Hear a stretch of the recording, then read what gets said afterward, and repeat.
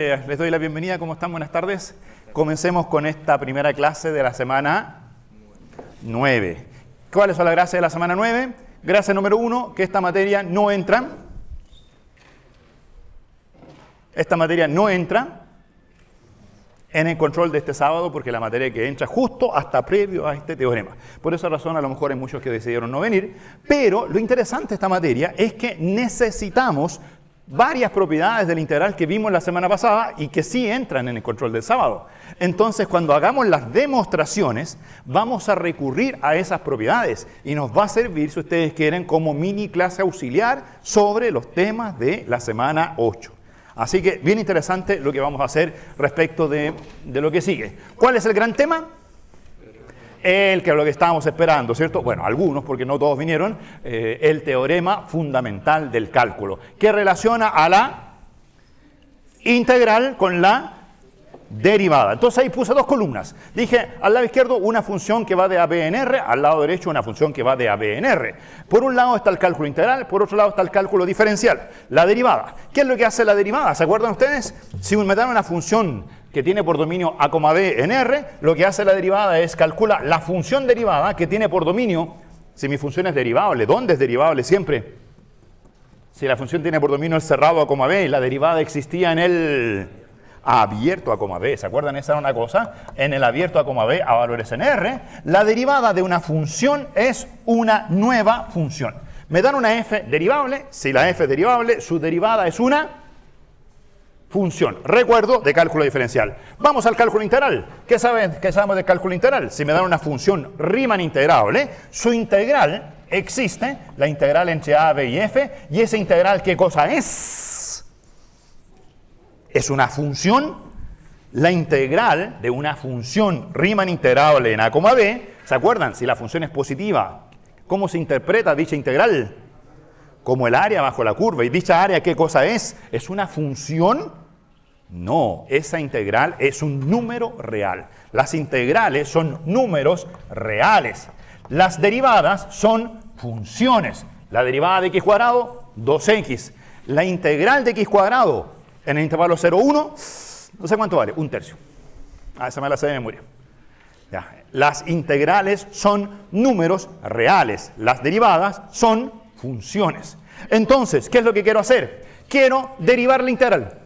Quiero integrar la derivada. Son las dos grandes cosas que queremos hacer. Ver cuánto vale la derivada de una integral, cuánto vale la integral de una derivada. Bueno, primera cosa, ya vemos que la derivada de una integral no tendría sentido porque la integral es un número real. A no ser que dijésemos que dicho número real lo representamos como la constante, la función constante igual a ese número real, y tratamos de derivar la función constante. Pero si usted quiere derivar la derivada de la función constante, su derivada es media trivial. La derivada de la constante vale 0. Así que en realidad no hay para qué hacer un teorema fundamental del cálculo para derivar una constante.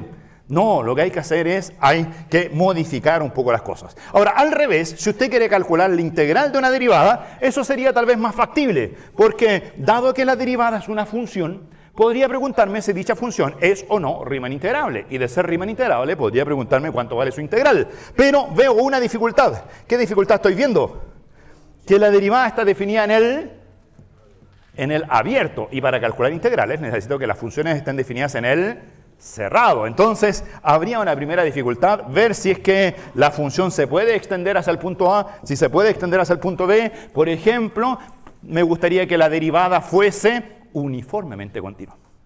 Cuando las funciones son uniformemente continuas, se pueden extender hasta los bordes. Cuando son continuas, no. La función tangente es continua en el abierto menos pi medios, y no se puede extender a los bordes porque tiene lindas asíntotas verticales, ¿cierto? Entonces, en los dos sentidos hay una dificultad. Integrar una derivada, derivar una integral, hay dificultades. Ahora, ¿qué vamos a hacer? Vamos a intentar, primera parte, de hecho, los teoremas fundamentales de cálculo son dos. Uno, que deriva integrales y otro que integra derivadas. Son las dos versiones del teorema fundamental del cálculo, llamados el teorema fundamental del cálculo número 1 y llamado el teorema fundamental del cálculo número 2. Hay dos teoremas fundamentales del cálculo porque el proceso lo puedo hacer en los dos sentidos. ¿Cuál es el primero que vamos a ver? El tratar de derivar una integral. Pero para hacer eso, esto no me sirve porque esto es un número real. Entonces, por esa razón, hay un pequeño truco. Hay una astucia para pasar de un número real a una función. Ahora, de hecho, si usted lo piensa bien, en la derivada también hubo un truco para pasar de un número real a una función, porque de hecho la derivada se definía en un punto. Uno hablaba de un punto x barra y hablaba de la derivada en el punto x barra, ¿cierto? Y eso era un límite que podía existir o no. ¿Y cómo uno pasaba de la derivada en un punto a una función? Bueno, lo que hacía era cambiaba el punto. Decía, calculo la derivada en el origen, calculo la derivada en 1, calculo la derivada en 2, calculo la derivada en distintos puntos x barra. Y así uno construía una función cuyo dominio eran aquellos x barra donde el límite que definía la derivada existía. Ya, así que había un truco que era muy simple, por eso es que casi todo el mundo ve que la derivada de una función es otra función. En estricto rigor es un número real, pero con un pequeño truco. Aquí la idea es un poco parecida. La integral es un número real, pero uno puede hacer un pequeño truco. ¿Cuál es el truco sobre la integral? Bueno, hay una gran propiedad. Una propiedad que dice que si f es Riemann integrable en a, b, eso lo sabíamos, y me dan un punto C intermedio en el abierto a, b, había una propiedad que decía que si usted tomaba el intervalo a, b, así era, ¿no? Había un dibujito, había a, b, tomaba un punto C intermedio. Si la función era Riemann integrable en a, b, entonces, ¿cuál era el resultado? También era Riemann integrable, ¿dónde? Por separado. En AC y en CB. De hecho, el teorema iba más allá. Decía que si usted calculaba la integral entre AC más la integral entre C y B, esa suma de las dos integrales era la integral entre A y B. Entonces, voy a ponerlo aquí de la forma siguiente. La función f restringida al intervalo AC es Riemann integrable en AC. Entonces, lo que yo puedo hacer con ese truco es decir que puedo calcular la integral entre A y C de f, en realidad de la restricción, pero siempre la anotamos como la integral de f solamente, y eso lo puedo hacer para todo C en el abierto A, b. En el abierto A, b. Se pueden calcular las integrales entre A y puntos intermedios, no siempre la integral entre A y B. Calculo la integral entre A y C. ¿Y el punto C? ¿Qué hago con él? ¿Ven para todo? ¿Qué hago en el punto C? Lo muevo a lo largo del intervalo A, B. Y así construyo una integral que varía. Una integral que empieza a tomar distintos valores para distintos valores de C. Incluso puedo tomar C igual B. Porque para C igual B es la integral original. Así que puedo decir que la variable C la puedo tomar en el abierto A cerrado B. Incluso puedo tomar el valor de C igual a A, porque hay una definición, extensión de la integral, que dice que la integral entre A y A, por definición, vale, ¿la vieron esa? La integral entre A y A, por definición, vale 0. Así que también tiene sentido hablar de la integral entre A y A. O sea, puedo tomar C igual a. Puedo calcular la integral entre A y C para todo C entre A y B. ¿Y cuál es el truco entonces? Que esa variable C, ese C ya no va a ser una constante, esa C va a ser una variable. No la voy a llamar más C, la voy a llamar X. Porque se va a mover entre A y B. Y la integral que voy a calcular no va a ser la integral entre A y C, sino que va a ser la integral entre A y X. ¿Dónde la variable X? ¿Dónde se va a mover? Entre A y B. Y ahora, con ese truco, la integral que era un número real, se transformó ¿en qué cosa? En una función. ¿Con qué dominio? El intervalo cerrado a, b, donde mi función era Riemann integrable. Si mi función es Riemann integrable en a, b, puedo definir esa función. Esta es la que vamos a estudiar durante toda la clase. Le voy a poner nombre. A esa función la voy a llamar g de x. Y les voy a pedir que por favor se la aprendan. Se la aprendan. ¿Cuál es la función g de x que vamos a estudiar en esta clase? Es la integral de f. Pero cuidado que la integral de f tiene muchas posibilidades. ¿Cuál integral de f? ¿La que va entre cuánto y cuánto? La que va entre cuánto y cuánto.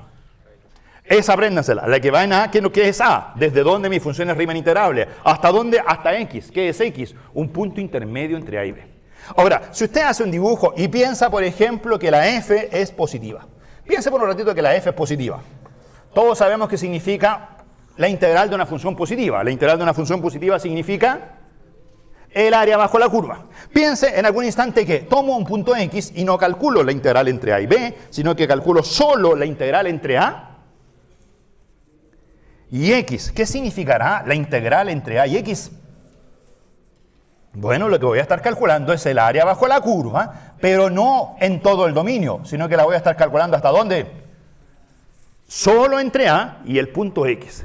Entonces ya uno puede hacerse las siguientes preguntas. O sea, esta función es la función que representa al área de esa zona. Zona de extremo variable. ¿Qué pasa si el punto X se mueve? Piensen que la función f, como aquí esta es positiva. ¿Qué pasa si el punto X se mueve hacia allá? ¿Qué le pasa al área si muevo? Si tomo un X1 y después tomo un X2 por allá.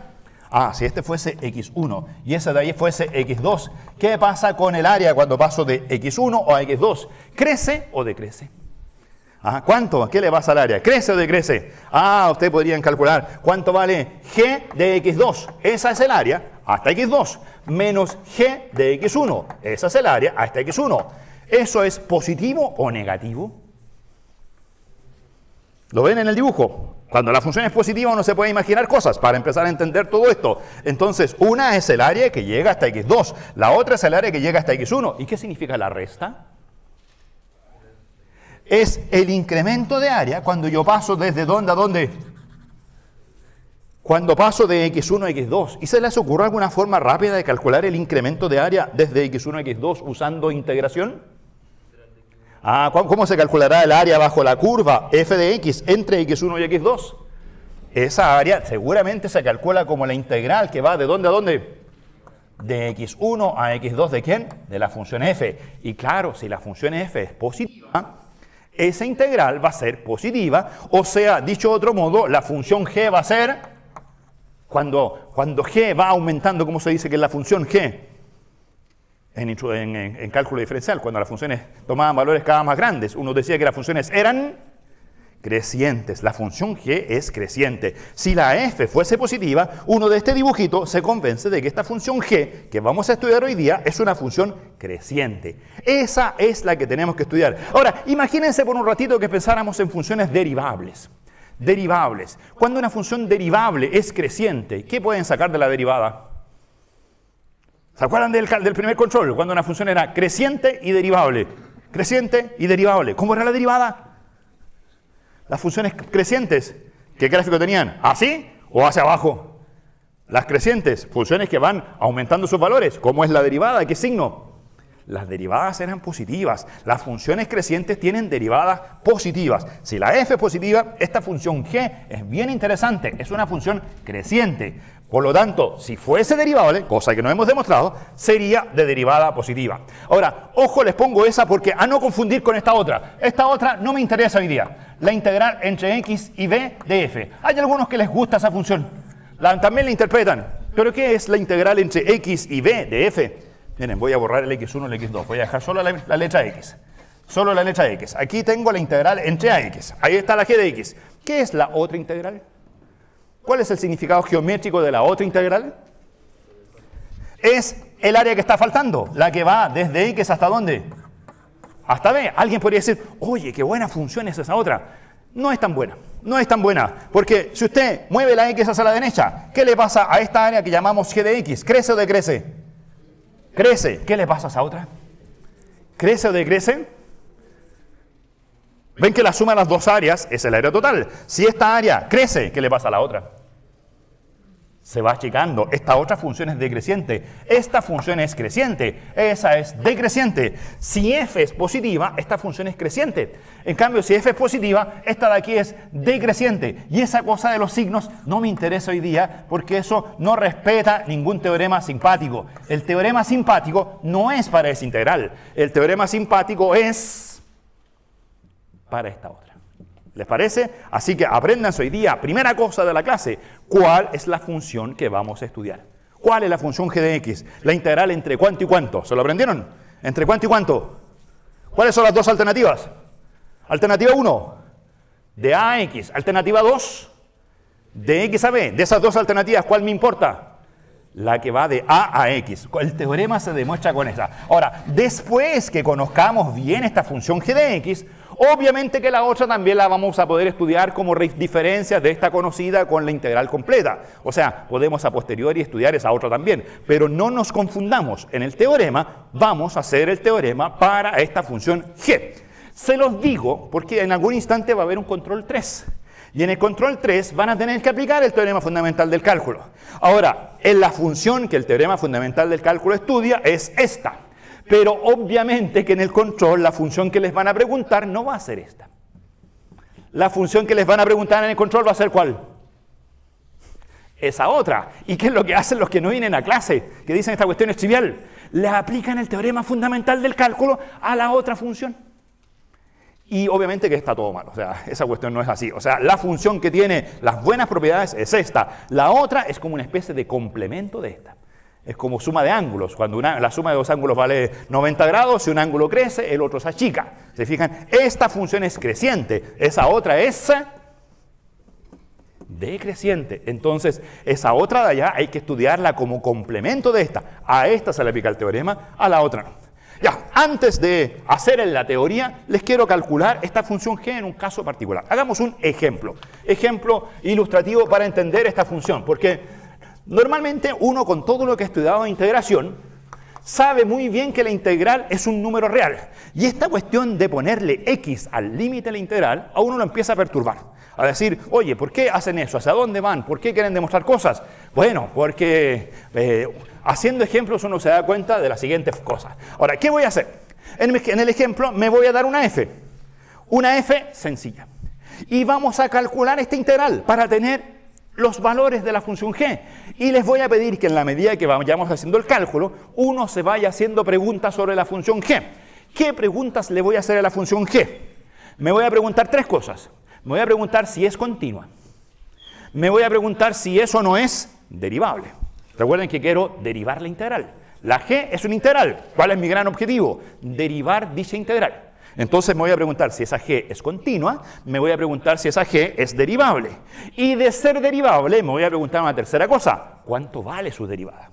Las tres preguntas a las cuales hay que estar atentos es, ¿será continua? Puede que sí, puede que no. ¿Será derivable? Puede que sí, puede que no. ¿Cuánto valdrá su derivada? Ahí veremos cuánto nos da. Y cuando hagamos el ejemplo, a lo mejor de ahí vamos a intuir cuáles son los teoremas. Vamos a demostrar, por ejemplo, el teorema siempre es continua, el teorema siempre es derivable, el teorema siempre la derivada vale algo, o a veces es continua, a veces es derivable. ¿Cuáles son las hipótesis que hay que poner para poder demostrar esos teoremas? El objetivo es estudiar la función, ¿cuál de todas? La g. ¿Se la aprendieron? Ya, vamos a un caso concreto. Ahora, ¿cómo puedo calcular la función g en forma explícita para un ejemplo sencillo? Bueno, tengo que poner aquí una función f que yo sepa calcular su integral. ¿Tienen alguna función f donde sepan calcular las integrales así, de todo, sin ningún problema? Ninguna función de las que estaban pensando, ni 1 partido por x, ni a no tengo, no, habría que empezar con las particiones, tomar límites, calcular las sumas, los supremos de las escalonadas por abajo, los ínfimos de las escalonadas por arriba. No, terrible. Las únicas funciones a las cuales yo les sé calcular la integral así de rápido son las escalonadas. Son las escalonadas. Así que mi ejemplo lo voy a hacer solo con funciones escalonadas. Obviamente las funciones escalonadas no son todas las funciones, pero es un ejemplo para empezar a introducir cosas. ¿Les parece? Ya, así que hagamos una función escalonada. Se la voy a dar mediante un dibujo, simplemente.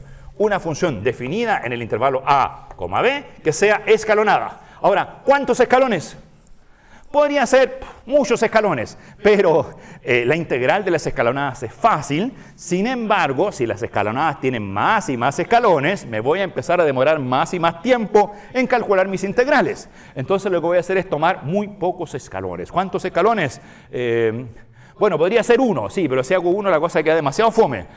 Voy a hacer una función escalonada con 2 escalones. Con 2 escalones. Ustedes si quieren después en su casa, si tienen tiempo, hagan el mismo ejemplo con una función escalonada que tenga 3, 4 escalones, para que vean que lo que ocurre en 2 escalones se replica muy bien a funciones escalonadas más complicadas. No hagan un ejercicio con 1000 escalones.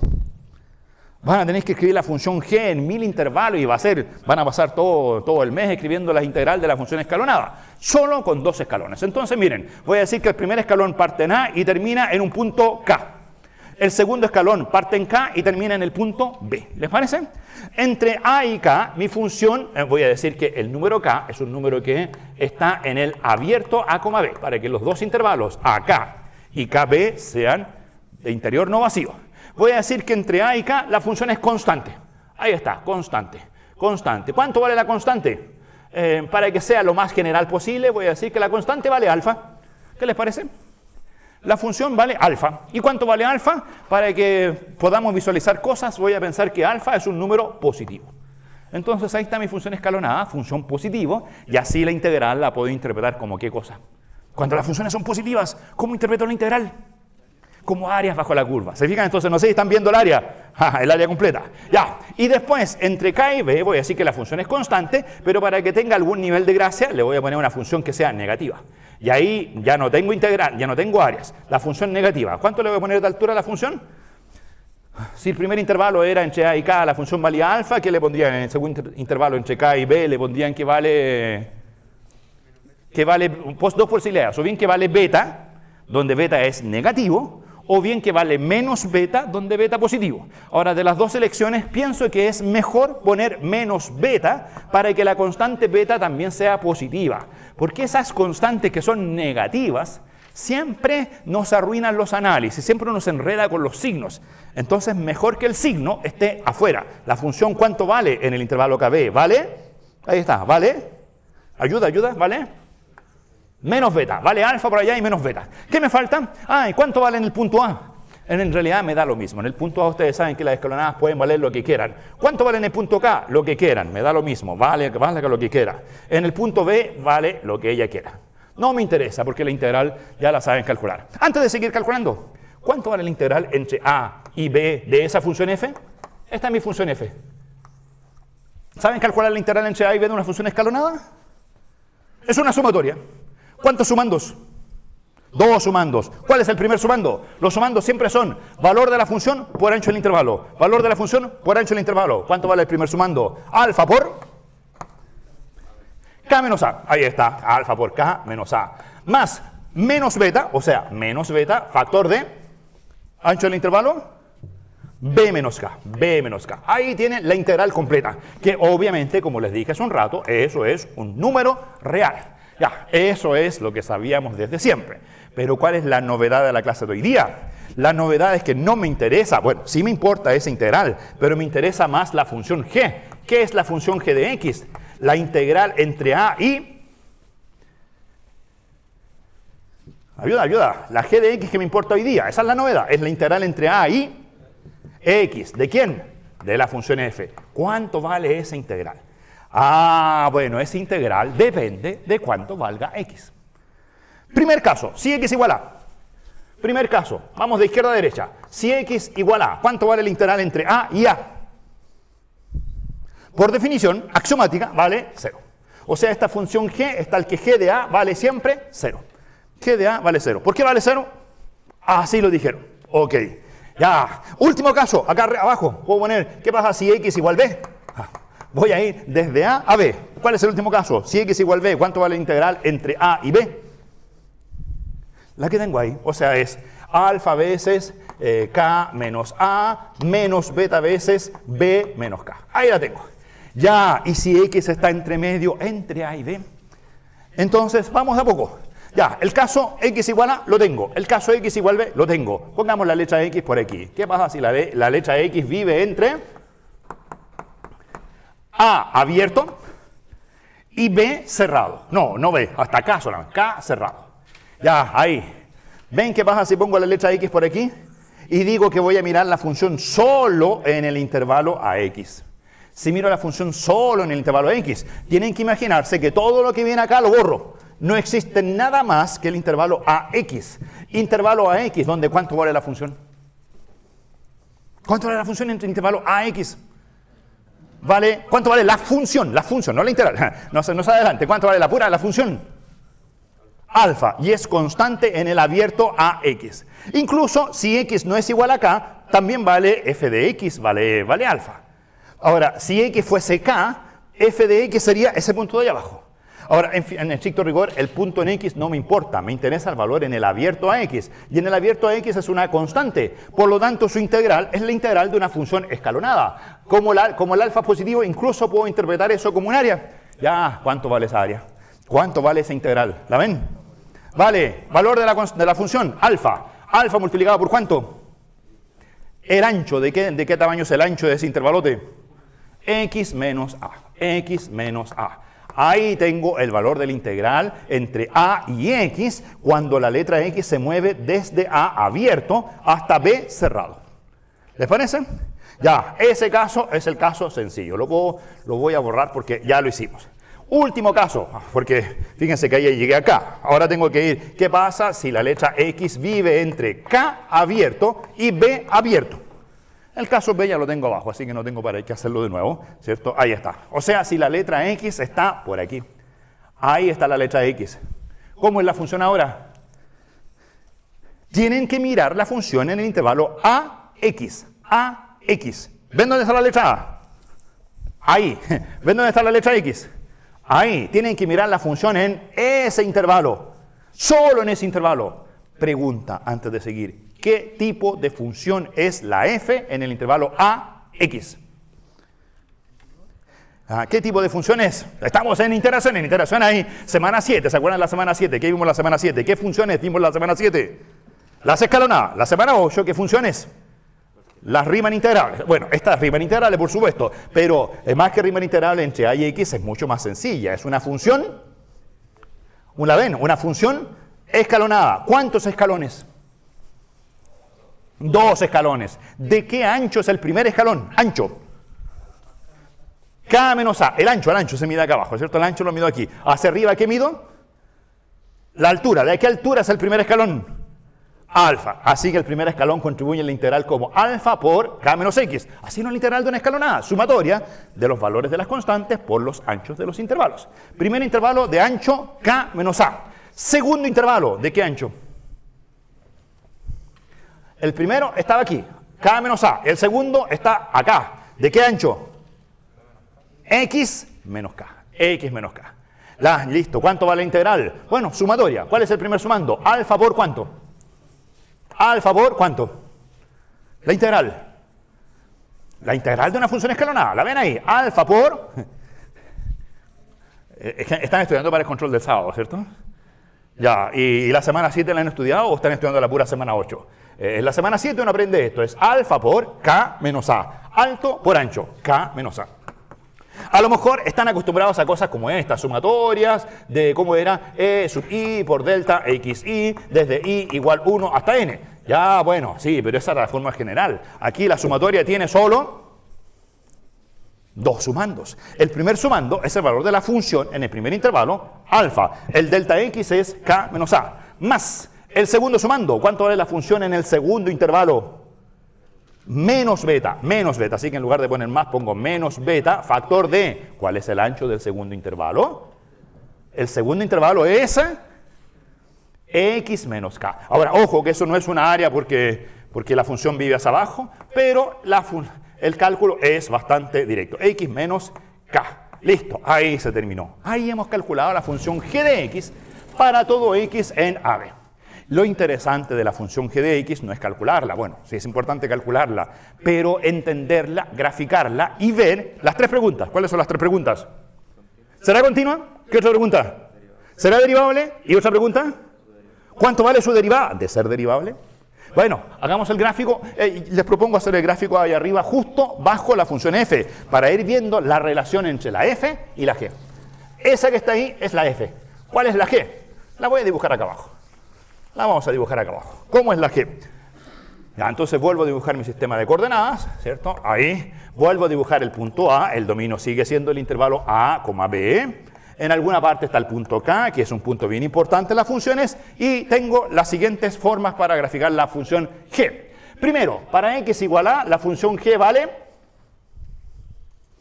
0. ¿Cómo se grafica eso? Para x igual a, la función vale 0. Un punto gordo ahí en x igual a, y igual 0.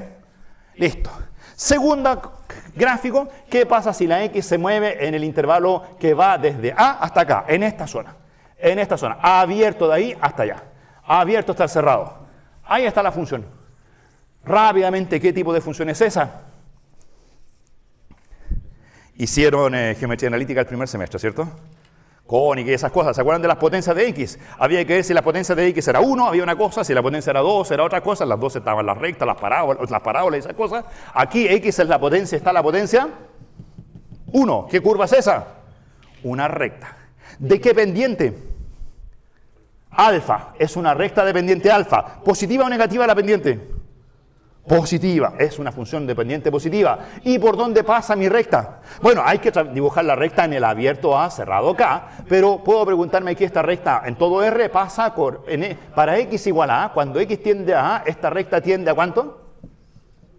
A 0, esa parte de 0. O sea, no es una recta que parta en A, parta al ladito de A, pero cuando tiende a A parte de 0 con pendiente alfa. O sea, la dibujo abierto ahí, así, hasta allá arriba, una recta creciente. Ahora, esa recta creciente, ¿con quién empalma perfectamente bien? ¿Con quién empalma súper bien? La recta llega hasta el abierto. ¿Con quién empalma bien? ¿Qué les parece esa zona? ¿Continua o no continua? Continua. ¿Por qué es continua? Porque afortunadamente el valor de la integral entre A y A se dio axiomáticamente como 0, y ese 0 de arriba no es otra cosa más que el límite de la función de abajo cuando X tiende a A. O sea, esa definición fue muy astuta. Si usted hubiera cambiado la definición de la integral entre A y A, la cosa no habría sido continua. Gracias a la definición quedó una función continua o no continua en A. Continua en A. Es una recta creciente. ¿Qué pendiente? Alfa. ¿Hasta dónde llega? ¿Cuánto vale esa altura? ¿Hasta dónde llega mi recta? Llega hasta, para X igual K, llega a alfa por K menos A. ¿Qué es alfa por K menos A? Alfa por K menos A es la integral cuando hago la integral entre A y K. Alfa por K menos A. ¿Lo ven? Hasta ahí llega la primera recta. Perfecto. ¿Cómo es la segunda función? Esa está lista. Lista. ¿Cómo está esta otra? ¿Cómo es esa? ¿Qué curva es? Primera cosa. Apunten a la X. ¿Dónde está la X? Me van a decir que hay muchas letras. Sí, hay una alfa, un K, una A, pero son puras constantes. La única variable aquí es X. ¿A qué potencia? 1. ¿Qué tipo de figura es esa? Recta. ¿Qué pendiente? ¿Qué multiplica la X? Menos beta. La pendiente es menos beta. Listo, es una pendiente, una recta de pendiente negativa. Menos beta. Hay que dibujarla por aquí. Ahora, ¿de dónde parte? Entonces, lo que conviene aquí es mirar, a pesar de que esta fórmula es válida en el abierto KB, conviene ver qué pasa con el límite de esta recta cuando X tiende a K. ¿Qué pasa cuando X tiende a K? ¿A cuánto tiende esto? A 0. Pero sumado con todo eso de allá, ¿cuánto queda? Toda esta suma en X igual K. Queda 0 más alfa por K menos A. O sea, la recta parte a la altura alfa por K menos A. ¿Dónde está ese alfa por K menos A? Exactamente donde terminó la recta anterior. La nueva recta parte de ahí con pendiente negativa. Negativa, ahí. Ahora, no sé si remata abajo o arriba del eje de las Y, depende de cuánto valga alfa y cuánto valga beta, depende de cuál pendiente le gane cuál, pero es una recta, primero de pendiente alfa, después una recta de pendiente menos beta. ¿Y hasta dónde llega? ¿Dónde remata? Tomen el límite cuando X tiende a B. Cuando X tiende a B, ¿qué le pasa a todo esto cuando X tiende a B? ¿A cuánto tiende? A alfa, K menos A, menos beta por... Cuando X tiende a B, beta por B menos K, ¿qué es exactamente? La integral hasta B. O sea, esa función remata exactamente en ese punto final. Ahí tienen su función g de X. Ya, bueno, no es tan interesante la función g, pero creo que es lo suficientemente interesante para ver cosas. ¿Qué cosas se ven? ¿Dudas? No, ese es abierto. Ese de ahí, porque cuando llego acá, la integral de la función escalonada le da lo mismo el valor de la función al final. Las funciones escalonadas son así, ¿te acuerdas? En el intervalo AK son A, K, la función es constante, ahí vale lo que quiera y aquí vale lo que quiera. Ahora, claro, como ese de ahí y esta de aquí coinciden, esto de aquí lo puedo poner allá arriba. O sea, esta línea de aquí no tengo para qué ponerla, ¿cierto? Y en realidad puedo decir que aquí la x puede llegar hasta b. Es repetir cosas. Es como la función módulo, que la función módulo vale x para x mayor o igual que 0 y menos x para los negativos, pero también puedes poner menos x para los menores o iguales que 0. Hay un acople perfecto. ¿Cuál es la que te gustaba a ti?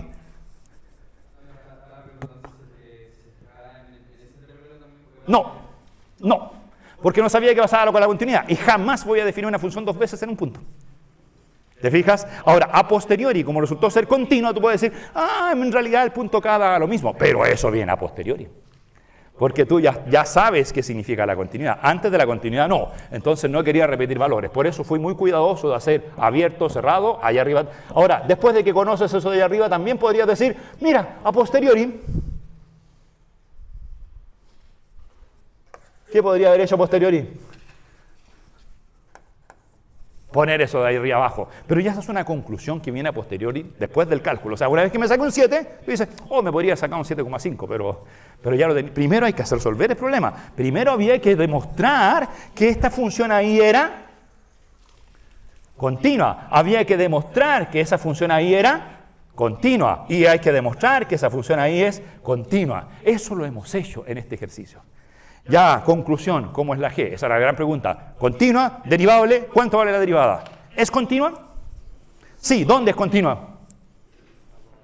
¿Dónde es continua la g? En todas partes. En todas partes. Noten que la f era discontinua. Las funciones escalonadas son típicamente discontinuas, pero a pesar de que la f sea discontinua, ¿qué le pasa a la g? Donde la función f es discontinua. ¿Es discontinua también? No, la g es continua. La g no tiene discontinuidades como la f. Es continua. G es continua para todo x en b. Entonces, hagamos las observaciones aquí para escribir el teorema en la página siguiente, ¿cierto? Entonces, aquí voy a poner observación. Eso lo metí allá arriba, así que puedo decir g es continua en AB. Primera observación. En AB, sin requerir nada. Listo. ¿Es derivable? Ahí tiene la función. ¿Es derivable? Sí o no. Ahí, ¿saben cálculo diferencial? O se les olvidó el cálculo diferencial. Pero esa es una función sencilla. ¿A qué se parece esa función? Se parece a la función módulo. Y pregunta, ¿el módulo era derivable? Sí, salvo en el origen. O sea, la función módulo donde tiene su quiebre, allí no es derivable. Pero fuera del quiebre sí es derivable. Esta función es derivable en todas partes, salvo en un punto, donde la g no es derivable. En el punto K. ¿Y qué tenía la f de especial en el punto K? Donde la f es discontinua, la g es continua, pero no es derivable. ¿Se fijan? Entonces, la g es derivable. La g, voy a poner aquí, no es derivable. No es derivable. ¿Dónde? ¿Dónde no es derivable? ¿En ninguna parte? No, sí es derivable en muchas partes. ¿Dónde es que no es derivable?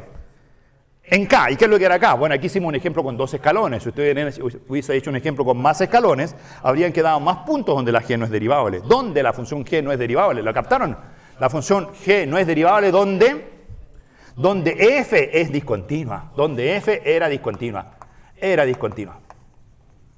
Y eso es en el punto x barra igual k. Eso ocurre en un solo punto porque mi función g, f tenía una discontinuidad. El punto A no me importa, el punto B tampoco. La g obviamente no es derivable en A, no es derivable en B, pero eso es porque son los bordes de los intervalos. Eso es nunca lo hacemos derivado ahí. Ya, ¿y dónde sí es derivable? Igual voy a tener que usar la que sigue. ¿Dónde sí es derivable? G sí es derivable. ¿Dónde es derivable? Derivable en el abierto acá. Ahí sí es derivable. Y también es derivable en el abierto KB. ¿Y cuánto vale la derivada? ¿Cuánto vale G' en esos puntos? ¿Cuánto vale la derivada si X vive en el abierto AK? ¿Cuánto vale la derivada si X vive en el abierto KB? Ya. ¿Ven la derivada? ¿Qué es la derivada de una recta? Su pendiente. ¿Y cuánto varía la pendiente en el intervalo AK? Ahí está el gráfico.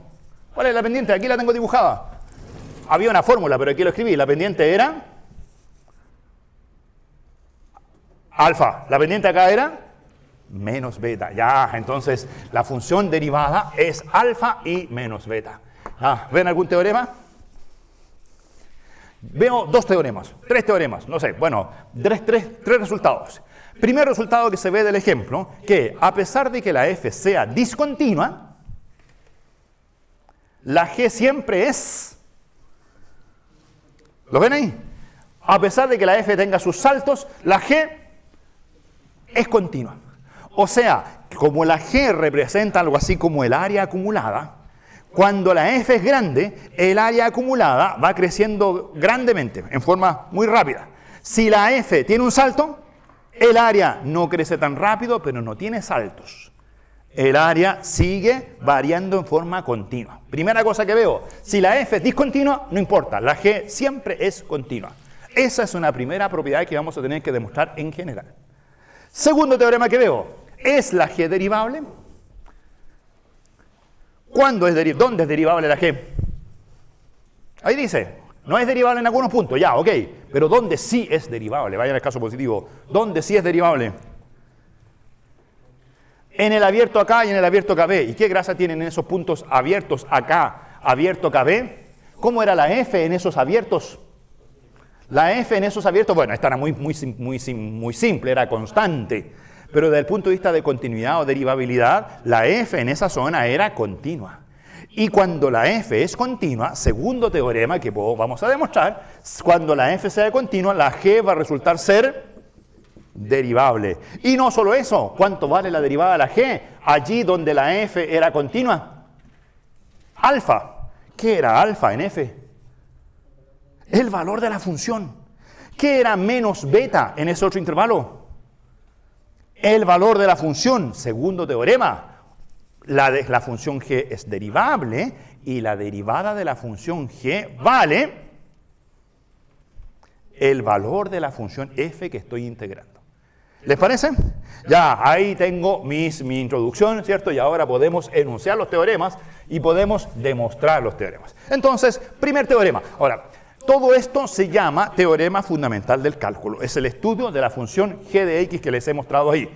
Ahora, la primera propiedad se llama, en esta secuencia de teoremas, en realidad el teorema fundamental del cálculo es una seguidilla de teoremas, corolarios, proposiciones, lemas. Hay varias cosas que demostrar. Nos vamos a pasar dos clases viendo el teorema fundamental del cálculo, porque no es un único teorema. Ahora, la primera propiedad del teorema fundamental del cálculo se llama proposición, simplemente, proposición.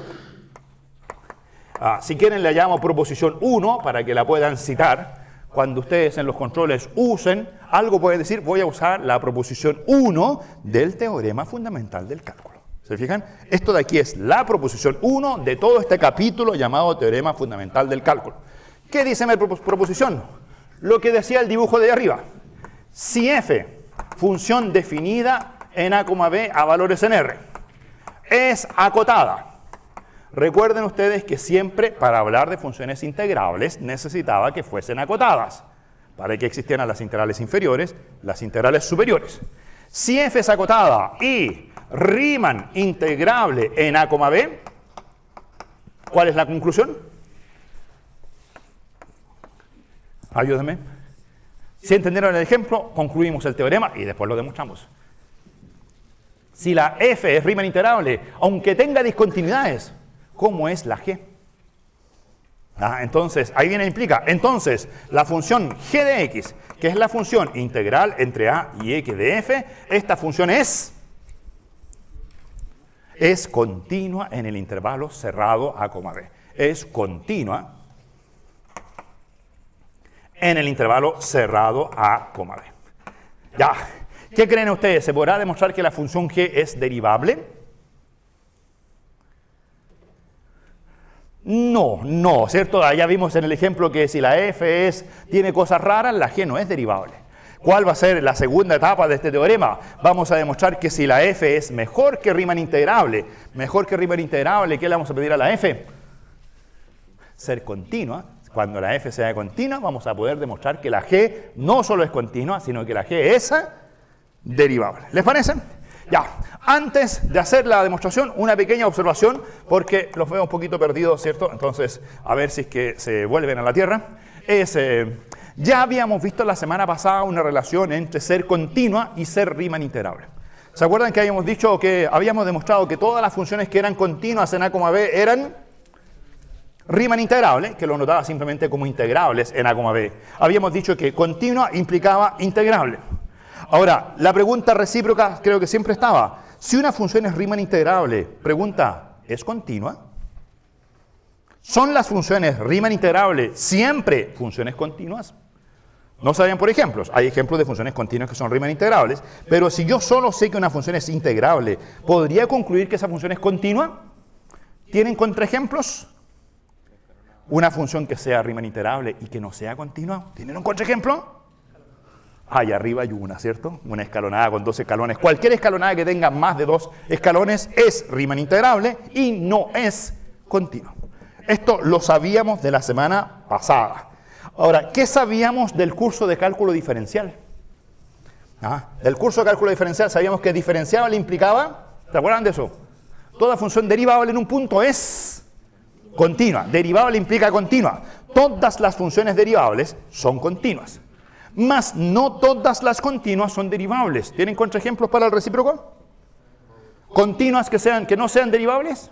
Módulo. También estaba por ahí la función seno de 1 partido por x multiplicado por x, ejemplos más complicados de funciones que eran continuas en el origen, pero no derivables. Esos ejemplos de clase auxiliar. Ya, lo importante es que derivable implica continua, continua implica integrables.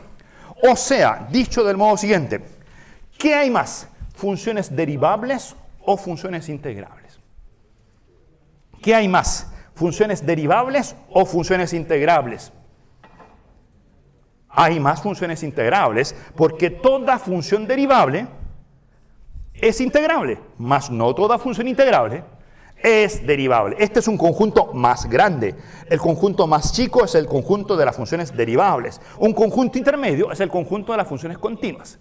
Entonces uno habla de clases de funciones y dice que hacia acá están las clases de las funciones de mejor clase, cuando ustedes van hacia allá, y cuando van hacia el otro lado dicen que acá están las funciones de peor clase. ¿Por qué peor clase? Porque las funciones integrables son de tan mala clase en general que podrían hasta no ser continuas. Podrían ser funciones incluso raras. Ahora, hay unas funciones más raras que las no integrables que son las acotadas, pero incluso aquí ya se pueden meter funciones medias raras. Una de esas son funciones extrañas. Ahora, si usted le pregunta a la integral si es capaz de integrar estas funciones raras, ¿qué le dice la integral?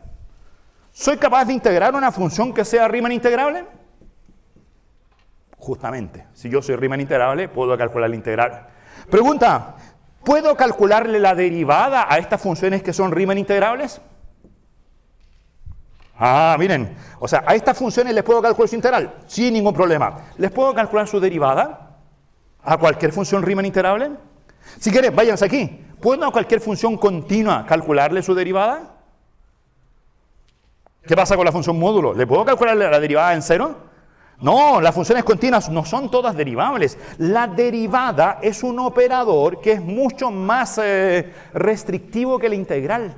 Si usted a la derivada la quiere alimentar con una función, la derivada le dice, tienes que pasarme una función que sea derivable. Y las derivadas son de mejor clase las continuas y mejor clase que las integrables. Ahora, para que lo entiendan tal vez mejor, pongámoslo de la forma siguiente. Digamos que esto que está aquí es el curso de Introducción al Cálculo. Hay que pasar Introducción al Cálculo algún día. Esto de aquí es el curso de Cálculo Diferencial Integral. Entonces yo puedo decir, todos los que pasan Cálculo Diferencial Integral son alumnos que pasaron Introducción al Cálculo.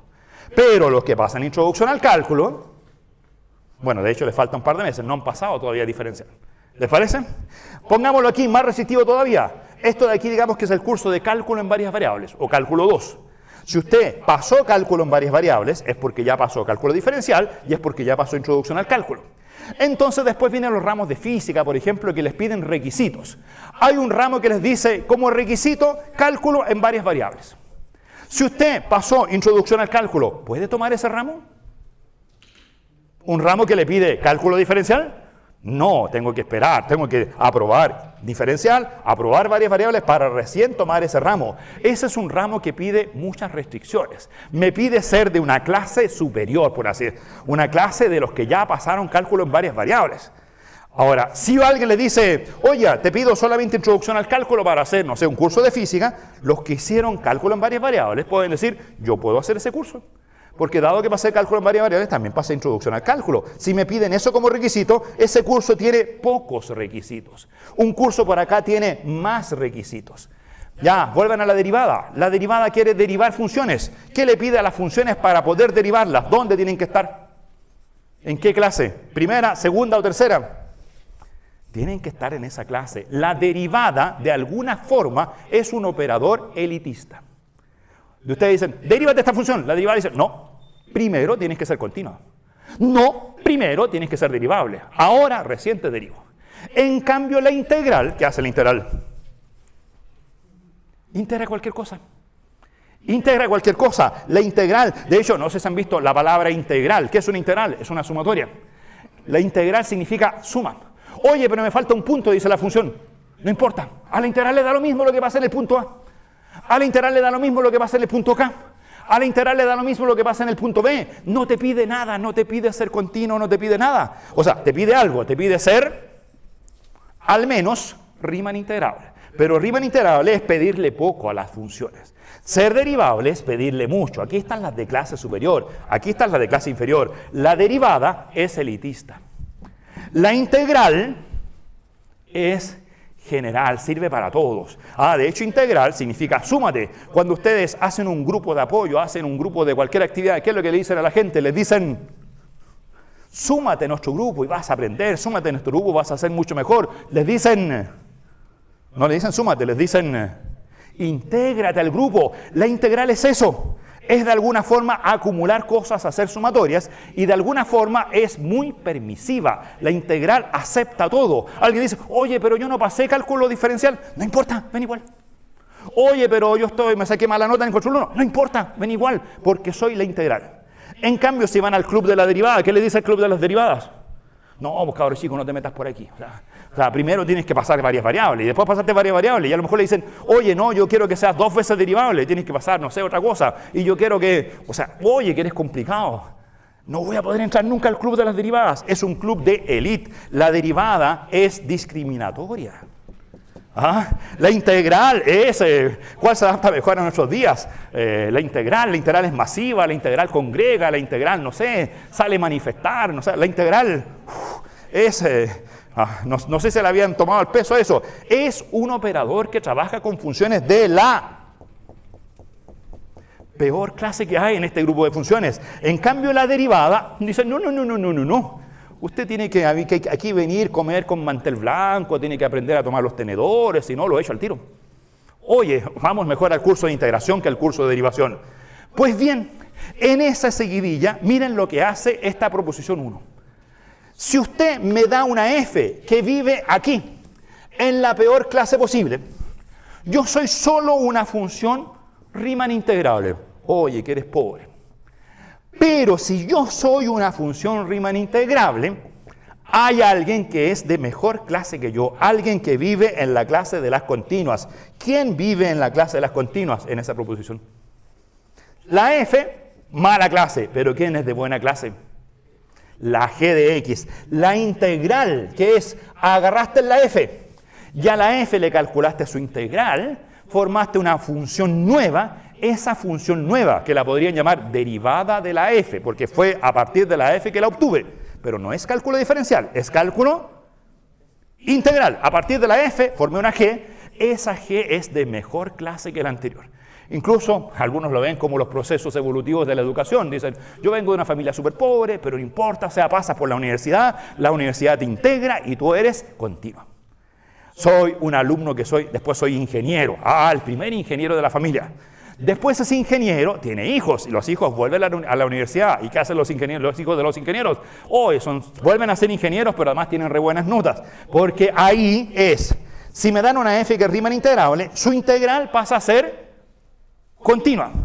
Sin embargo, si la f fuese de mejor clase, si la f fuese continua, ¿qué le pasa a la integral? Eso lo vamos a demostrar en un par de líneas más. Pero si la f, pero lo vimos en el ejemplo, si la f es más que Riemann integrable, si la f ya fuese continua, ¿qué le pasa a la integral? No solo es continua, sino que la integral va a ser derivable. La integral siempre tiene un escalón de mejoría respecto de la función original. Toman una función muy mala, la integran, forman una función continua. Ahora, incluso pueden hacerlo iterativamente. Si esa función continua la vuelven a integrar, forman una función derivable. Si esa función derivable la vuelven a integrar, ¿qué creen que se forma?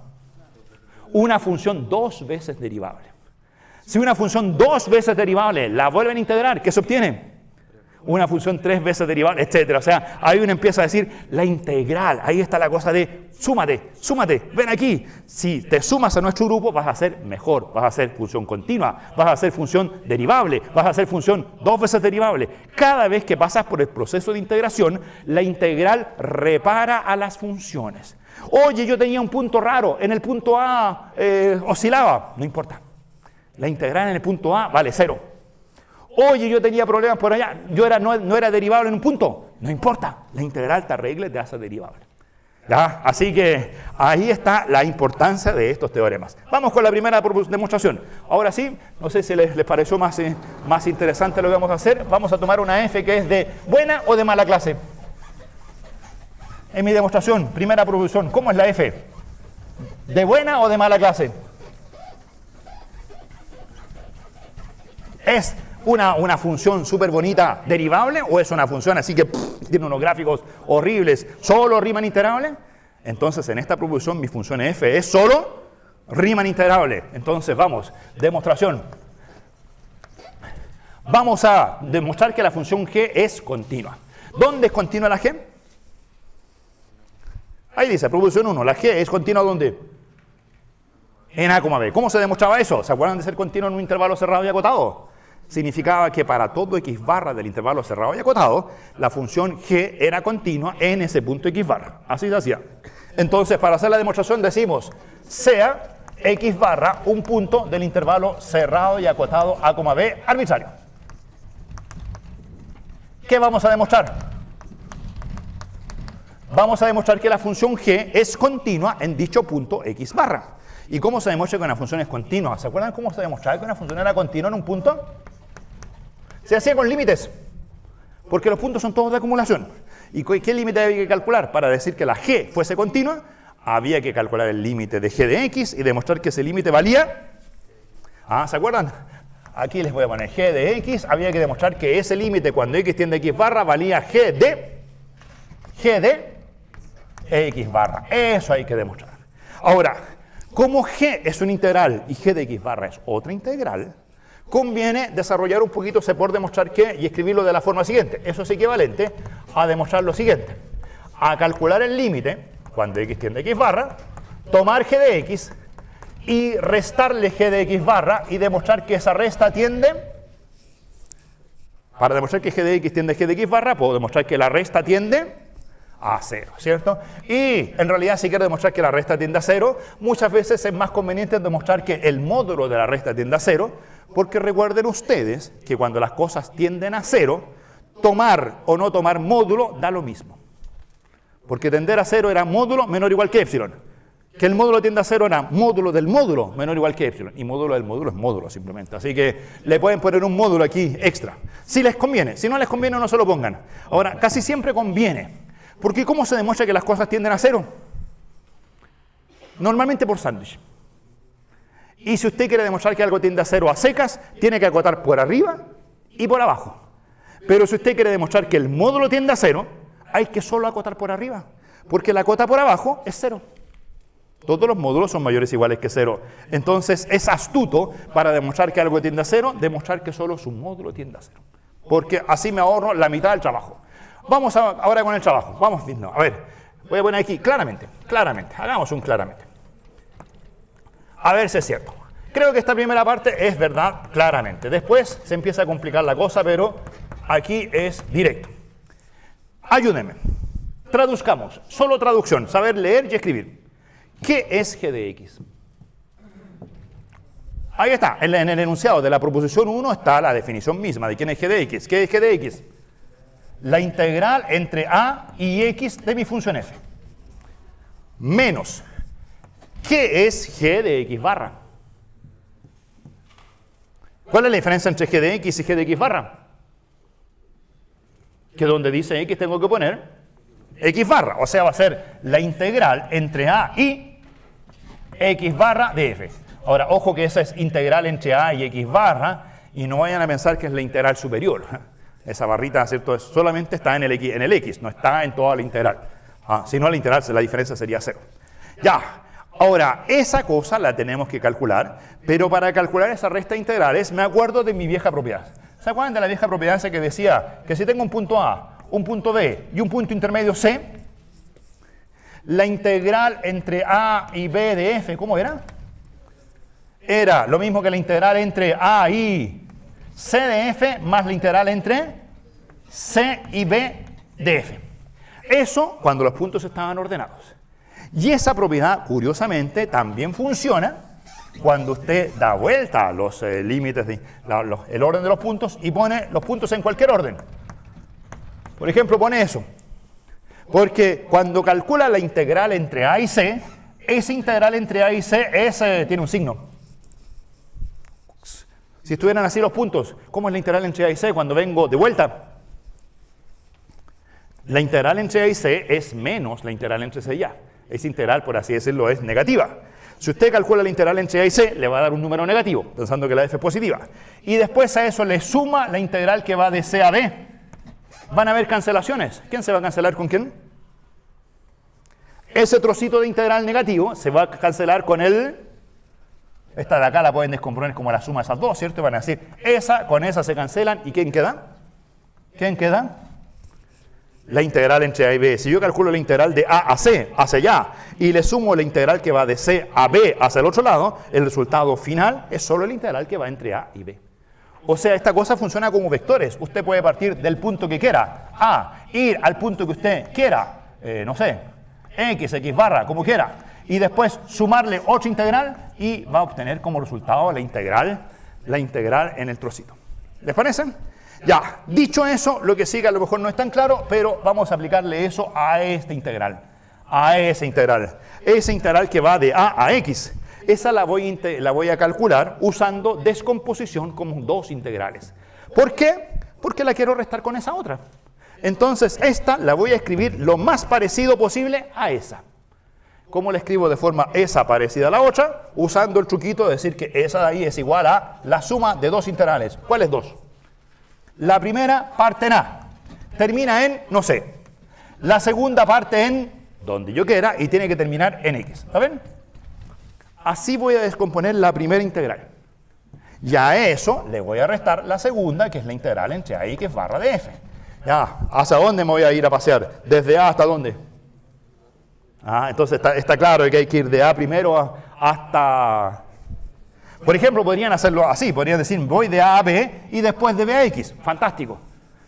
Pero esa descomposición no va a servir. Es cierta, pero no sirve. ¿Cuál es la que es cierta y sirve? Dos propiedades simultáneas. Que sea verdad y que sea útil.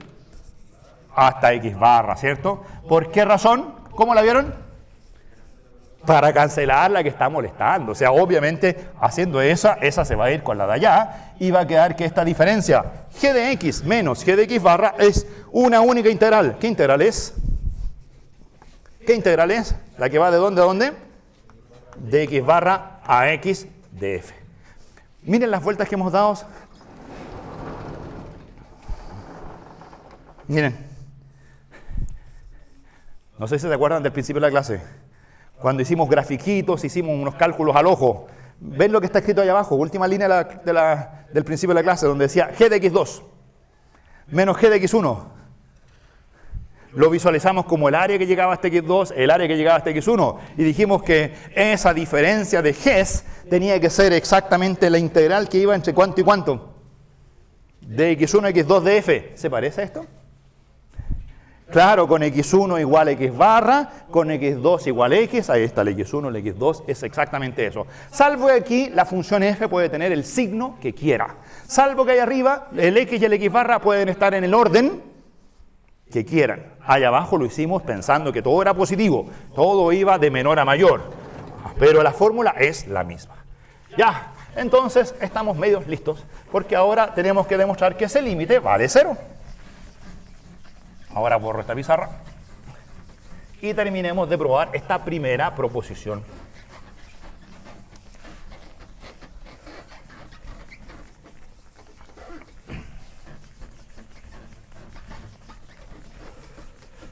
Ya, ¿cuál es la gran clave? La gran clave es que, ahora calculemos el módulo y ya acotemos, ahora acotemos. Entonces digamos, tomo el módulo g de x menos g de x barra. Antes de seguir, les puedo hacer la siguiente observación. Obviamente que después de la proposición 1 va a venir el teorema que sigue. Y en el teorema que sigue vamos a estudiar la misma función g. Pero ya no voy a querer demostrar que la función g es continua. Ahí mi objetivo va a ser más grande. Voy a querer demostrar que la función g es derivable. Y para derivar voy a necesitar este mismo calculito. Porque para derivar, ¿qué hay que hacer? Hay que calcular g de x menos g de x barra partido por ¿cuánto es? Para estudiar la derivada. Partido por x menos x barra. Así que eso que está acá arriba es el numerador que voy a necesitar más tarde para calcular la derivada. Ahora, no vamos a hacer el cálculo dos veces. Cuando llegue el cálculo de la derivada, vamos a copiar ese resultado. Así que guárdenlo bien, porque lo vamos a usar más adelante. Ahora, capaz que en el camino a mí se me borre, porque voy a necesitar las pizarras, pero hay que recordar esa cosa para más adelante. Aquí voy con mi proposición. Voy a acotar simplemente. Voy a decir que esa cosa es mayor o igual que 0, y así la cota inferior la tengo lista. Hay que acotar esto superiormente por algo que tienda a 0. Entonces, esto ya dijimos que era la integral que va de x barra a x de f. ¿Cuál es la gran clave? La gran clave es la siguiente. Miren, antes de seguir avanzando, ¿entienden la idea de esto? Si ese es el x barra y ese es el x, y la f nuevamente pensemos que es positiva, solamente para imaginarnos cosas. ¿Entienden lo que es la integral entre x y x barra de f? ¿Entienden lo que es la integral entre x barra y x de f? Que es un área. ¿Y entienden lo que pasa si x tiende a x barra? ¿Qué pasa si x tiende a x barra? Lo que estoy calculando ahí es un área de una región donde su ancho tiende a 0. ¿Qué pasa cuando las cosas tienden a 0? Bueno, si fuese un rectángulo, uno podría decir el área de un rectángulo es la base por la altura. Si la base tiende a 0 y la altura es fija, eso va a tender a 0. Bueno, efectivamente lo que uno ve aquí es un ancho que tiende a 0. Cuando las cosas tienden a 0, en primer semestre las llamaba cosas que eran nulas. ¿Se acuerdan de esas sucesiones que tendían a 0? Se llamaban las sucesiones nulas. ¿Y cuál es el gran teorema de las sucesiones nulas? Es que nula multiplicada por nula por acotada es nula. Entonces, la clave de la demostración aquí es que hay una zona que tiene ancho que tiende a 0. Para demostrar que la integral tiende a 0, hay que aprovechar de que es una región de ancho que tiende a 0 y de altura. Acuérdense, nula por acotada es nula. Nula por acotada es nula. Entonces, el ancho tiende a 0, nula. ¿Qué requiero? Que la altura sea acotada. Si la altura es acotada, se terminó porque nula por acotada es nula. ¿Se fijan? Entonces, lo que viene es acotar en altura. O sea, a esta f la vamos a tener que acotar. Ahí está el resultado. El ancho está súper bueno. El ancho es simplemente x menos x barra. Pero esa f la voy a acotar. Entonces, lo primero que voy a decir es una propiedad de la integral que creo que no se las vi totalmente. Era que la integral de un módulo siempre es menor o igual que el módulo de una integral. Lo dije al revés. El módulo de una integral siempre es menor o igual que la integral del módulo. El módulo de una integral es menor o igual que la integral del módulo. ¿Cómo se llama esa propiedad? Ya, se las voy a escribir por aquí. Esta de aquí la conocen. El módulo de x más y menor o igual que el módulo de x más el módulo de y. ¿Cómo se llama esa propiedad? Desigualdad triangular, que dice que el módulo de una suma es menor o igual que la suma de los módulos. Eso lo pueden llevar a sumatorias. Si calculan una sumatoria, módulo de una sumatoria de muchos términos, eso es menor o igual que la sumatoria de los módulos. ¿Cómo se llama esa propiedad? Esa de arriba se llama desigualdad triangular. ¿Cómo se llama la de abajo? Desigualdad triangular. O sea, que las sumas sean 2 o sean n, da lo mismo. Y, ¿se acuerdan ustedes lo que es la integral? Es el límite de una sumatoria. Entonces aquí nuevamente yo veo módulo de una sumatoria. Y digo que el módulo de una sumatoria es menor o igual que la sumatoria de los módulos. ¿Cómo se llama esa propiedad? Desigualdad triangular. Es la misma de dos sumandos llevada al límite cuando el número de sumandos tiende a infinito y cada sumando tiende a 0. Porque eso era un integral, era un límite de una sumatoria. Ya, esa es la propiedad de los módulos. Ahora, aquí hay un pequeño problema, que a veces los límites están intercambiados. Si están intercambiados hay que poner un signo menos fuera. Ese menos lo puedo aniquilar poniendo un módulo adicional. Ese módulo adicional no molesta mucho, se pone siempre ahí. Y ahora viene lo interesante. Si la función f es acotada, su módulo es acotado. Y si su módulo es acotado, puedo seguir acotando hacia la derecha. Esa integral es menor o igual que la integral de la cota superior del módulo. Si m es una cota superior, digamos que el módulo de f de x es acotado por una letra m. No sé, la m existe. Porque las funciones son acotadas. Los módulos son acotados. Así que hay una m que supera el módulo. Esa integral es menor o igual que la integral de m. Y si esa es menor o igual que la integral de m, ¿saben ustedes cuánto vale la integral de m? ¿Cuál es el gráfico de la función m? ¿Cuánto vale la integral de la función m? Entre x y x barra, o entre x barra y x, ¿cuánto vale la integral de una constante? Vale simplemente la constante por b menos a, o sea, es m veces por x menos x barra. Ya, o sea, eso vale exactamente, la m sale fuera porque es positiva, queda el módulo de x menos x barra, y ahí queda la famosa cosa que es nula, multiplicada por algo que es acotada. ¿Y por qué eso es acotado? ¿Entienden bien por qué eso es acotado? ¿Por qué existe la m? Porque la f era Riemann integrable, y uno sabe que las funciones Riemann integrables siempre son acotadas. Acotadas como funciones, acotadas los módulos. Si los módulos no fuesen acotados, la función no sería acotada. Aquí está el nula por acotada. Y ahora, toma el límite. Eso tiende a 0. Multiplicado por m, tiende a 0. Así que, conclusión, ese lado derecho tiende a 0. Este lado izquierdo tendía a 0. Y ahí queda un lindo sándwich que dice que esta expresión de acá adentro también tiende a 0 y por lo tanto efectivamente g de x tiende a g de x barra, o sea la función g es definitivamente una función, ponga el apellido, la función g definitivamente es una función continua en a, b. ¿Por qué? ¿Cuál es la razón de que la función g sea continua? Bueno, ahí son puras propiedades elementadas de la integral. La cosa importante está aquí, que la función f les insisto, eso es lo más que tienen que mirar. La función f es acotada. Puede cambiar, pero no se va a infinito. Entonces, el área puede cambiar bruscamente, pero cambia dependiente, como está en el gráfico de ahí arriba. Si la f se hace negativa, el área cambia a pendiente negativa, pero no tiene saltos. Para que tuviese saltos, requerirían funciones no acotadas. Y ahí Riemann no se mete con las funciones no acotadas. Así que, en esta teoría, el teorema fundamental del cálculo es la primera parte, bastante sencilla. ¿Cuál es la segunda parte? Enunciémosla. No sé si la vamos a demostrar, pero al menos enunciémosla. ¿Ustedes saben cuál es el enunciado de la segunda parte? La primera era, si f era Riemann integrable, la g era continua. ¿Se acuerdan de la historia de las clases? Dibujito de acá abajo. ¿Qué vamos a demostrar ahora? Que si la f es ¿cuánto? ¿Cuál es el dato ahora sobre la f? ¿Riemann integrable de nuevo? No, más que Riemann integrable. ¿Qué es más que Riemann integrable? Continua. Ese es el dato. Más que Riemann integrable es continua. Eso se llama teorema. Y ese teorema tiene nombre. Se llama el primer teorema fundamental del cálculo. Este es el verdadero primer teorema fundamental del cálculo. El que dice, si f es continua,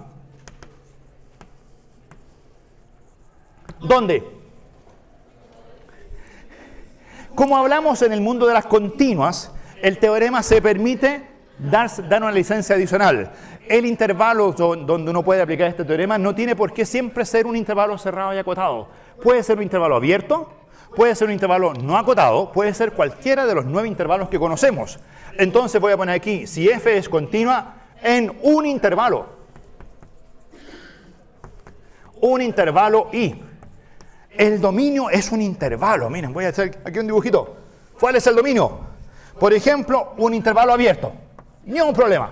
Denme una función en un intervalo abierto.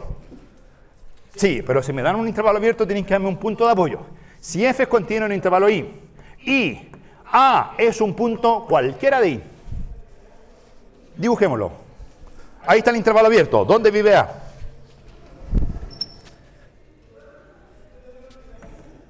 Ahí. Entonces, conclusión, aquí viene el teorema, se terminó. Entonces, la función g de x, ¿se la aprendieron? Integral de cuánto a cuánto. Anoten ustedes, antes que yo, ¿qué van a poner aquí? Integral que va de dónde a dónde. De a x de f. Primero, ¿tiene sentido? Me dan un punto A y me dicen, tómate una x. ¿Tiene sentido calcular la integral entre a y x? Dado que mi función era continua en el intervalo I, si usted me da 2 puntos como el a y el x, la función es continua en ax. Y al ser continua en ax, existe el integral. Así que, ni un problema. ¿Qué pasa si la x viviese por acá? Ni un problema, porque si la x viviese por acá, el intervalo donde la función es continua sería el intervalo xa. Pero resulta que en tal caso, por convención, la integral que va de a x es igual a menos la integral que va de x a a. Y como la integral de x a a existe, multiplicando por un signo menos, también existe la integral de a x. Así que esa función g de x está definida para todo x en i, ya sea a la derecha o a la izquierda de a. Es una función definida en todas partes. Entonces, esa función g es, primera cosa, continua. ¿A la derecha o a la izquierda de a? Me da lo mismo, continua en todo el intervalo i. Pueden recorrer todo el intervalo y la función va a ser continua. Ahora, eso no tengo para qué demostrarlo, porque eso es lo que hicimos en la proposición 1. Ahora, lo nuevo que es continua en i, y además es... ¿Cuál es lo nuevo? No solo es continua, porque como la f es continua, la g, bueno, ya era continua, eso era muy fácil, es derivable. Es derivable, ¿dónde? Derivable en el interior de i. Claro, como el dominio ahora es el intervalo i, ahí hay que tener cuidado, no llegar hasta los bordes. No vayan a derivar en los bordes, solo la derivable en el interior de i. Y una cosa más, y además, para todo x del interior de i, sin llegar hasta los bordes, la derivada de la función g vale todo lo que hicimos en el ejemplo previo. Si la f es continua, la g es derivable. Y no solamente la g es derivable, sino que la derivada de la g vale... La derivada de la g vale... Una oportunidad más. La derivada de la g vale... f de x. ¿Por qué se llama teorema fundamental del cálculo? Porque miren lo que hicimos. Partimos de una f. ¿Qué le hicimos a la f? Para calcular ¿qué? ¿Qué le hicimos a la f? La integramos. Y después, una vez que la integramos, ¿qué le hicimos a la integral? La derivamos. ¿Y qué obtuvimos como resultado? La f original. Es como a tomar un número real positivo, tomarle logaritmo, y al resultado tomarle exponencial. ¿Qué da el resultado? El número original. ¿Por qué? Porque el logaritmo y exponencial son la función inversa de la otra. Entonces se llama teorema fundamental del cálculo, porque de alguna forma la integral y la derivada son como la función inversa de la otra. Pero ojo, es con esa integral la que va de a a x. Ya, ¿la vamos a demostrar? No todavía, porque a demostrarlo nos faltan unos detallitos. Entonces, antes de demostrar el teorema, vamos a demostrar un lema. Lema previo. ¿Les he contado alguna vez qué es un lema? ¿Saben ustedes lo que es un lema? ¿Alguna vez hemos demostrado un lema? Bueno, como no me responden si sí o si no, voy a suponer que sí. ¿Hemos estudiado algún lema alguna vez? No. O sea, depende, con algunos sí, ¿cierto? Los que perseguían del semestre pasado, ¿hicimos algún lema? Sí, pero no todos hacían lo mismo. Entonces, ya, voy a poner aquí como título, lema. Lema. La gran pregunta es, ¿qué es un lema? Ya, es la misma pregunta de siempre. Si quieren, las preguntas típicas son, ¿qué es un teorema? Respuesta a un teorema es una proposición importante. Como el teorema de Pitágoras. ¿Qué es el teorema de Pitágoras? Una proposición súper importante. Cuando una proposición es importante, uno no la llama proposición, sino que la llama teorema. Pero es matemáticamente proposición. Es como una jerarquía de importancia. Las proposiciones importantes se llaman teorema. Aquí, ¿cuál es el teorema importante de la pizarra de allá arriba? El primer teorema fundamental del cálculo. Es súper importante. Tal vez más importante que Pitágoras. No sé, bueno, ahí pueden discutir sobre la importancia. ¿Qué son los lemas? Los lemas son también proposiciones, que son también importantes, pero con una importancia acotada. Normalmente los lemas tienen importancia a corto plazo porque son propiedades que permiten demostrar teoremas importantes. Los lemas son propiedades importantes, pero no per se. Son importantes porque gracias a ellas se pueden demostrar los superteoremas. ¿Cuál es el teorema que vamos a demostrar aquí? Gracias al lema. El fundamental del cálculo. Esto de aquí es un lema que va a ser importante para hacer la demostración. Es una proposición. Ahora, como es un lema que se apoya en las propiedades del integral, yo no la voy a ver como proposición tal cual, sino que lo voy a ver como una observación. Pienso que podemos deducir al tiro esta propiedad súper importante que nos va a servir para el resto.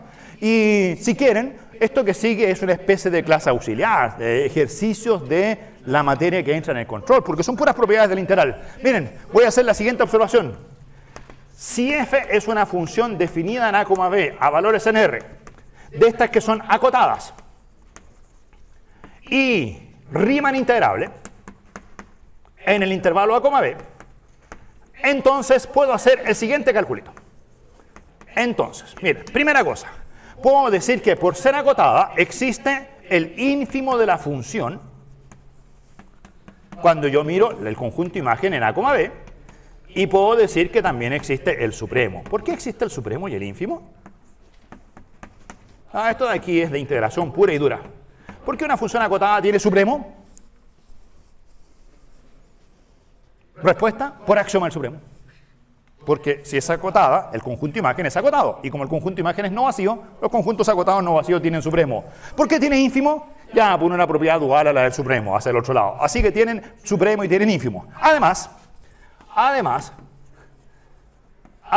si usted toma cualquier x del intervalo a, b, puede acotar su función f por el ínfimo y puede acotar su función f por el supremo. Obviamente el ínfimo por abajo, obviamente el supremo por arriba. Siempre la función es más grande que el ínfimo, más chica que el supremo. Eso de hecho alguna vez lo hicimos para meter las funciones escalonadas por abajo y la escalonada por arriba. ¿Se acuerdan? Si han revisado la materia lo deberían tener claro. Pero como me he olvidado de la materia, lo que yo puedo decir es, miren, de aquí al tiro puedo sacar un resultado.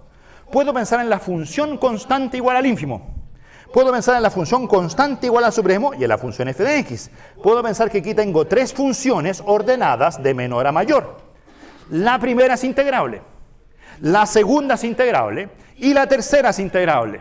Si las funciones están ordenadas de menor a mayor, sus integrales están ordenadas de menor a mayor. Así que eso implica que las integrales. Ahora, esta integral es muy simple de calcular. ¿Cuánto vale la integral de m chica en el intervalo a b? Es un escalón, m multiplicado por b menos a. ¿Cuánto vale la integral de la f? Esa no sé, esa vale, depende de la f. ¿Cuánto vale la integral de m grande? M grande por b menos a. Ya, entonces, mi observación es la siguiente. Cuando una función es Riemann integrable, siempre puedo hacer ese calculito. Y en ese calculito me gusta pasar dividiendo al número. ¿A quién voy a pasar dividiendo ahí? Al b menos a. Al b menos a.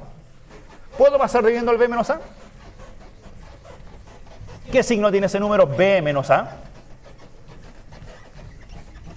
Positivo. ¿Puede ser 0? Bueno, tengo que tener cuidado. Siempre en todos estos cálculos, aquí era a menor que b. Diciendo que a menor que b el intervalo tiene interior no vacío, y en ese caso b menos a es estrictamente positivo. Entonces lo paso dividiendo. Si usted lo pasa dividiendo, ¿qué se obtiene? Se obtiene que m es menor o igual que la integral entre a y b de f partido por b menos a, y eso es menor o igual que m grande. Entonces, siempre que una función sea Riemann integrable, la integral partido por b menos a es un número que vive entre el ínfimo y el supremo. Como eso es así, a este número se le pone un nombre. Como la integral es una sumatoria, de hecho, miren, para ponerle un nombre pueden pensar en la siguiente sumatoria. ¿Qué sumatoria se parece a la integral? La sumatoria de los f de x tilde por delta xy. Esa sumatoria converge a la integral. Y el b menos a lo pueden pensar como una sumatoria. Sumatoria de los delta xy. ¿Han visto eso en alguna parte? ¿Han visto eso en alguna parte? Así tal vez no. Se los pongo de una forma distinta. Nota del control 1 multiplicado por delta x1 más nota del control 2 multiplicado por delta x2 más nota del control 3 multiplicado por delta x3 partido por delta x1 más delta x2 más delta x3, donde los delta x son simplemente números. ¿Qué es eso? ¿Qué es eso? ¿Estamos en la hora? Sí, ya.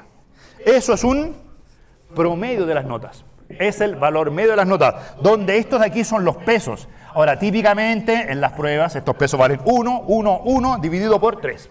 ¿Han hecho eso? Pero en el colegio creo que hacían esto. 1 el control 1, 1 el control 2, dos veces. Esto le llamaban como prueba coeficiente 2, porque tenía un delta igual 2 dividido por 4. O sea, los promedios se pueden calcular con distintos pesos. Esto es un promedio de las notas. Promedio de las notas. Esto de ahí arriba es un promedio de las f's. Los delta x son los pesos. Y como la integral es una sumatoria, eso de ahí se llama promedio de f. Y de hecho se llama valor medio de f. Y se anota corchetito f. Es un numerito.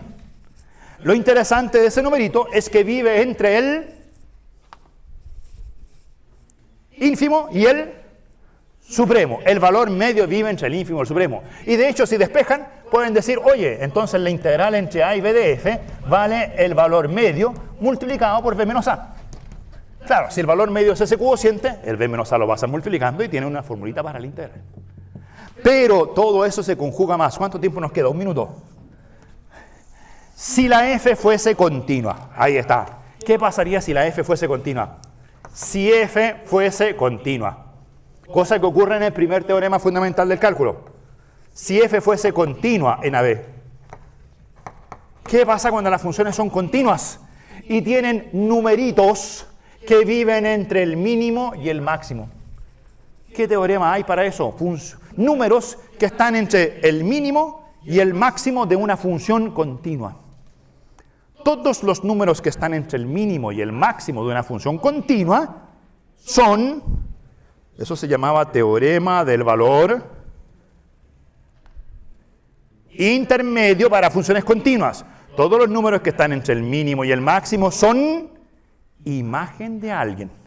Entonces puedo decir, si fuese continua, existe un valor xi del intervalo a, b, tal que ese valor medio de la función vale f de dicho xi. Y si uno reemplaza eso de allá arriba, queda que la integral de una función continua siempre vale f en algún punto multiplicado por b menos a. Y esa cosa tiene nombre. ¿Cómo creen ustedes que se llama ese teorema que hemos escrito ahí? Ese lema. Ese lema. ¿Cómo se llama en general ese lema? Se llama teorema del valor. ¿Qué era eso? Eso era el valor medio, pero en su versión integral. ¿Se acuerdan que hay un teorema de valor medio para derivadas? Este de aquí es como la misma cosa visto desde el punto de vista de las integrales. La integral de una función continua siempre se puede ver, miren, les hago un bonito, una positiva, una que va de aquí hasta allá arriba. ¿Qué es la integral? El área. Esa área es lo mismo que Ahí hay un punto xi, tal que si usted dibuja f de xi, multiplica por b menos a y calcula el área de ese rectángulo, el área de ese rectángulo es idéntico al área encerrada bajo la curva. El área es f de alguien multiplicado por b menos a. Se llama teorema del valor medio para integrales y en nuestro caso va a ser un lema para demostrar en la próxima clase el primer teorema fundamental del cálculo. La demostración del teorema fundamental del cálculo es de 2 minutos, 5 minutos. La hacemos en la próxima clase. Pero lo interesante es este lema. ¿Entienden la idea de un lema? Es una propiedad. ¿Para qué me sirve el lema? Para demostrar un teorema hiper rápido. Así lo vamos a hacer en la próxima clase. Y aprovechamos de hacer un recuerdo, un resumen de esas cosas. Sería todo.